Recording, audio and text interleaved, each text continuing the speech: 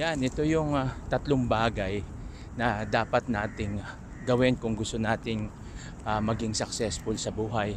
Una, commitment.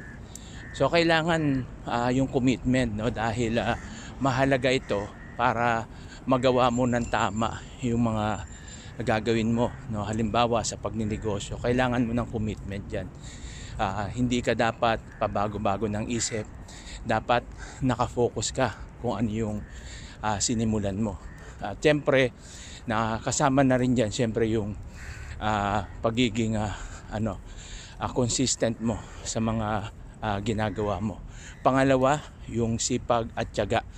Kailangan sa mga negosyo dapat nandyan talaga yung monitoring ka, nandyan yung tiyagain mo talaga siya kasi hindi mo naman yan makukuha ng mabilisan. At yung pangatlo, yung disiplina.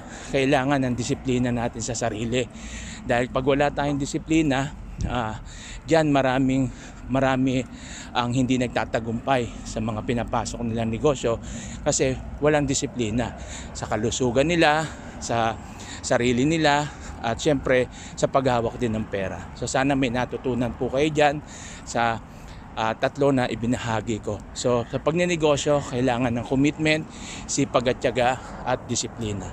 Thank you and God bless.